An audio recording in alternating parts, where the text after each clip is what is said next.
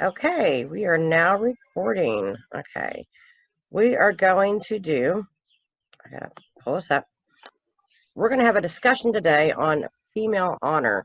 I had come across a dissertation by Susan Elizabeth Rebenbark.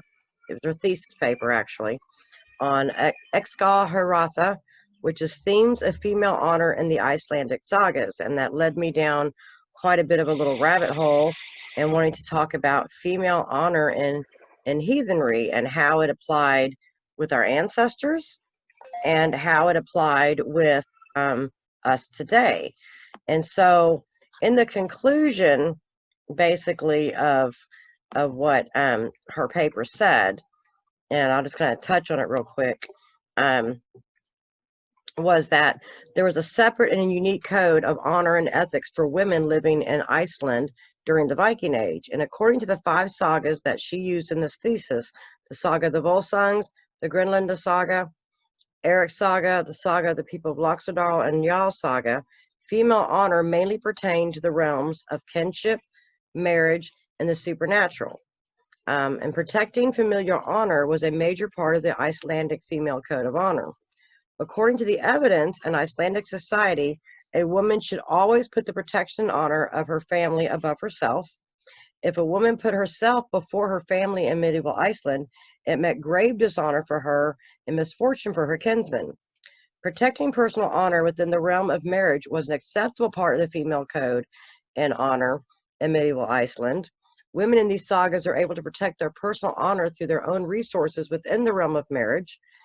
Marriage appears to be one effective instrument that the women in the Icelandic sagas can utilize to their favor without risking their honor.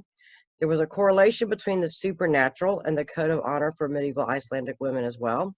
Women could either adhere to the code of ethics when dealing with the supernatural, or they could fall into severe dishonor by exploiting and abusing supernatural powers to achieve their own selfish goals.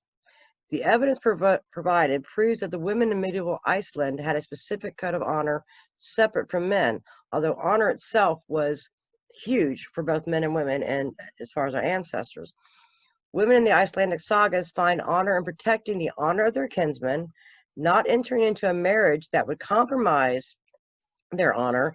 They would divorce a man who insults their honor, and using supernatural elements to help or protect others. Respectively, in these sagas, women in these sagas find dishonor in putting their personal agenda before the honor of their families, refusing good marriages, and abusing supernatural powers by using sorcery to harm others.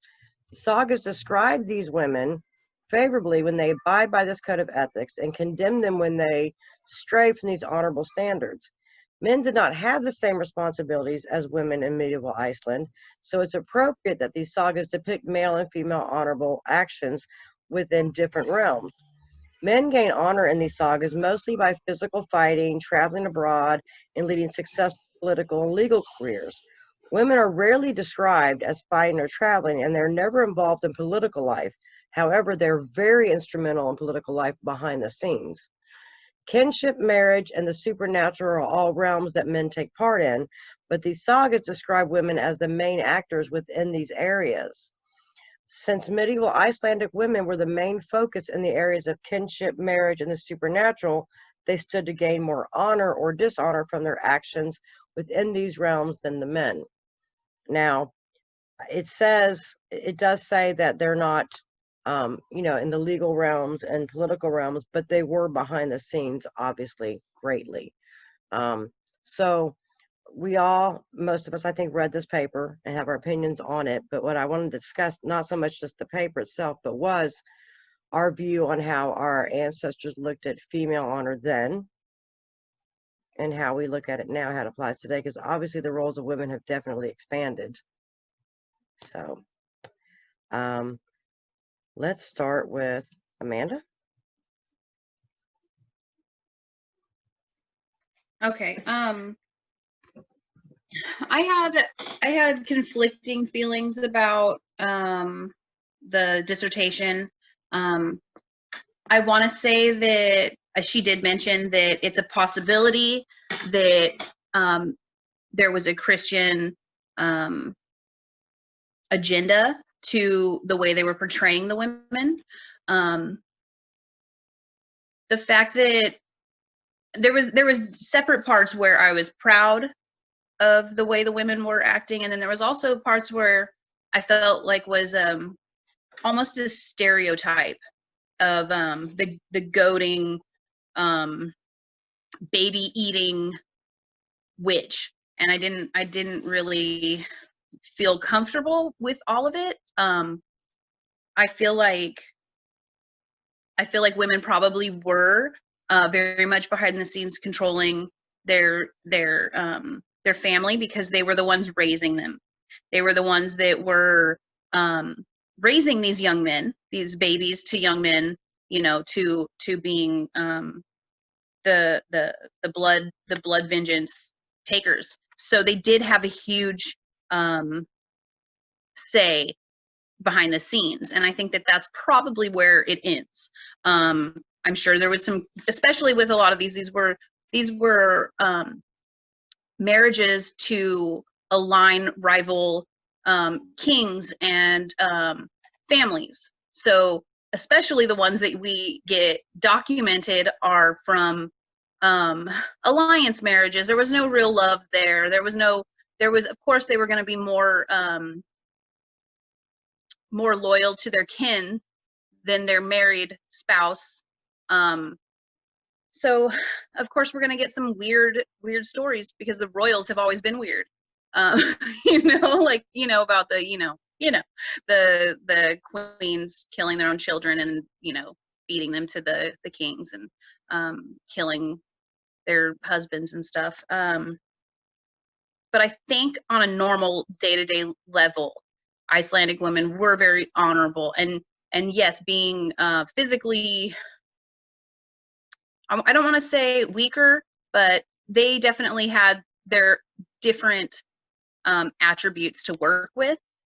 And I feel that yeah, they probably were moving behind the scenes a lot, and a lot of the men that were busy working and raiding and stuff, they probably didn't have the time to sit around and go, yeah, they kind of hurt my feelings. Men kind of have more of a way of letting things brush off their shoulder, and the women sit there and they, you know, they think on it, and they really take it to heart, and then they start kind of nagging. I guess the word they kept using was goading. So yeah, I think that's probably pretty accurate, but I don't think that it was the norm. The kings and queens that are in the sagas and their stories, I don't think that's the normal. So I felt very conflicted about it. I don't know if that was said. Okay, so as far as the whole like women, when it came to honor, you know, familial honor was huge. They took the honor of the Right. family and as their personal, that was their job to protect it. But was that because that's the way? I mean, in the dissertation it says that her brothers and father come first, then her children, then her spouse, then her spouse's family. So I feel that is probably accurate in the sense that a lot of these marriages were done for political gain. And so you're going to take the side of the family that raised you. So I think, like I said, I think that's kind of more because there's no love there. I think I can agree with that. Like I said, the sagas, like she said, are influenced. Obviously, they were written hundreds of years after the fact, and they were written from a Christian perspective, and after Christianity kind of took over, and they changed the roles, how they looked at women, like even with the supernatural.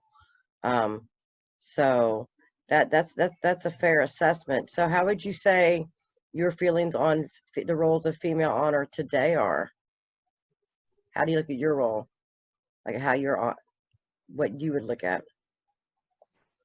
I feel that honestly, I feel like modern heathen women, we have more things to worry about with honor than our ancient counterparts. I feel that because we do have all of the same legal protections and the same political possibilities as men now. We have to take on both roles now. So we can't just go off of our heart. We have to also go off of the law, and we have to figure out how to navigate something that's totally different for us now. It's we have to be both now, as where men are still, you know, dealing with just the one, you know, side of it. We kind of have to do both now. Does that make sense? Like, we have to take the men's role as well as the women's role as modern heathens.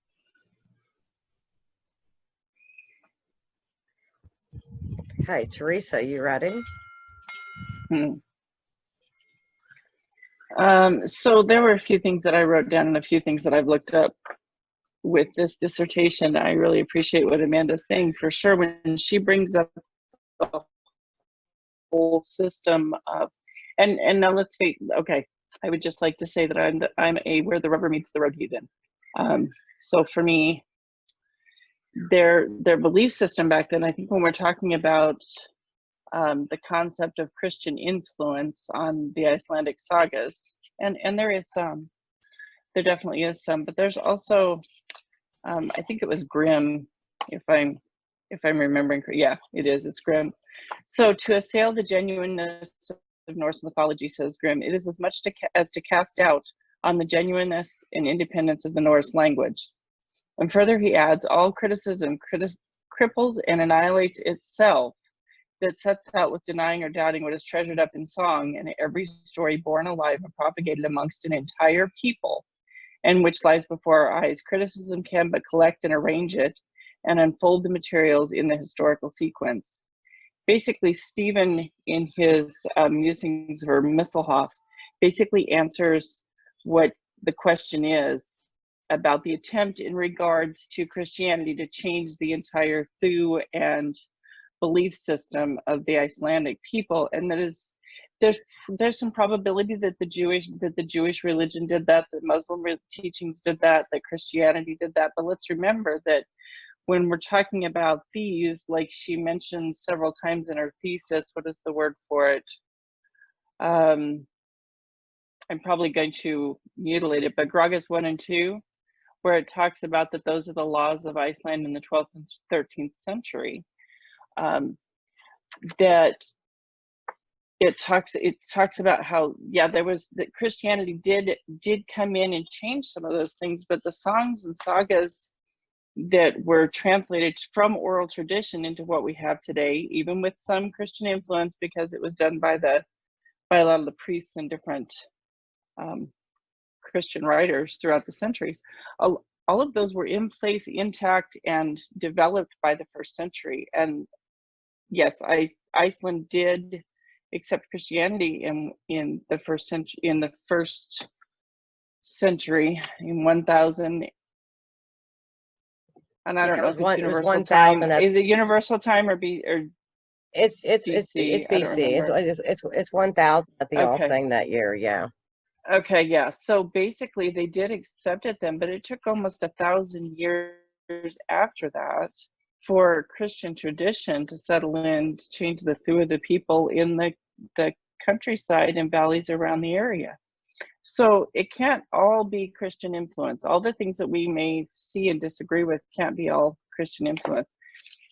So when it comes to this particular thesis, I really like this thesis. It gave me several rabbit holes to venture down, and I enjoyed that very much.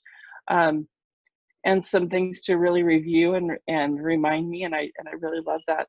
I think it's important, though, to remember that honor is subject to the Thu of the people and the kinship that they're striving to maintain.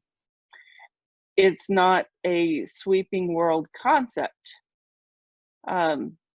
If I was part of a specified kindred, and I'm not, my Thu and belief system and sense of honor would be tied to the weird with that kindred. I tend to think of that as my clan, which is myself and my children.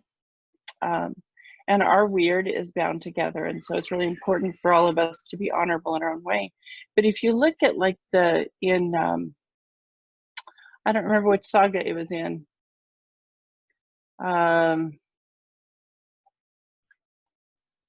I want to say, I don't remember which saga it was in. Oh, okay. So it's Njal saga, where we're talking about Gunhilda. I love Gunhilda. She's amazing. She has this extremely free nature about herself, and I love that about her. But she also controls men. She's the mother of the king. She's the queen mom. And she bestows on people based on how she finds them and how they treat her. And I love to akin myself to that, because if they're honorable to her, she's honorable to them. And she definitely protects her son. She protects the kingdom. She does all of those things. And she has some amazing men that work for her. Hurl is one of them. Hurl struck down men with a blow. Nobody came against Hurl without knowing they were going to die. You know, he could split a sword. He could split a shield in two with one blow from tip to tip. And she bestowed him. I mean, she would gift him to causes that she felt had merit. And I love that so much. I think I may have gotten his name wrong. No, it's Hurl. It's Hurl.